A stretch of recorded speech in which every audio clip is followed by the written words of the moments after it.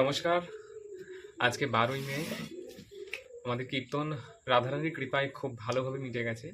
তো আজকে সোমবার, আগামীকাল মঙ্গলবার আমাদের বাড়ির মঙ্গলচণ্ডী পুজোর শেষ।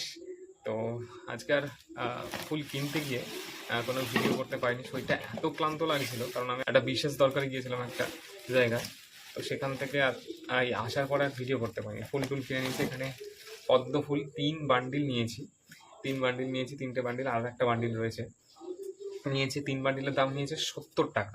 ঠিক আছে, এখানে জানিয়ে রাখি, এখানে আমাকে আর একটা আগের ভিডিওতে কমেন্ট করেছিল যে বান্ডিলে কত পিস থাকে।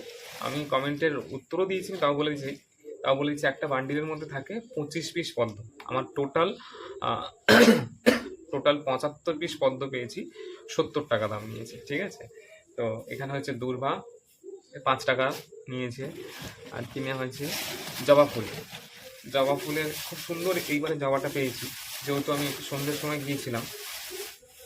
মোটামুটি ৪টে থেকে হাটের দামগুলো মোটামুটি ঠিকঠাক থাকে, আর এর বে টাইমে গেলে উল্টোপাল্টা দাম নেয়। আর দাম তো সবসময় করে নিতে হয়। এই ধরনের জবা, এই চেডি জবা ৩খানা বড় বড় মালা নিয়েছি।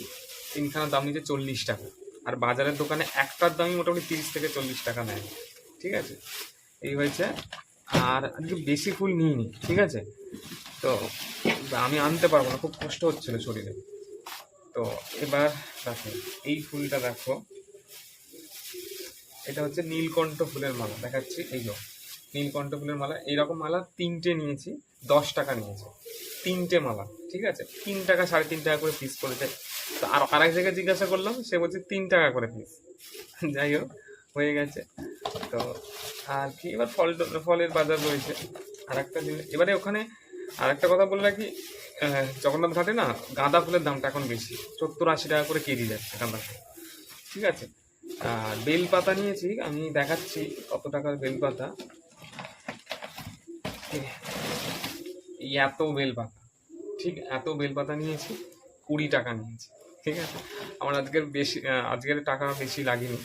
ঠিক আছে, তো আমি রজনীগন্ধা ফন্ধা নিইনি, তো আমার গাটা গুলায় বলে আমি রজনীগন্ধা নিইনি। তো তোমাদের এই দামগুলো শুনলে কেমন লাগলো, আর তোমাদের আশেপাশের বাড়ির দোকানে কীরকম কী দাম নেয় সেই দামগুলো অবশ্যই কমেন্ট করে জানাবে। আর ভিডিওটা এখানেই শেষ করছি।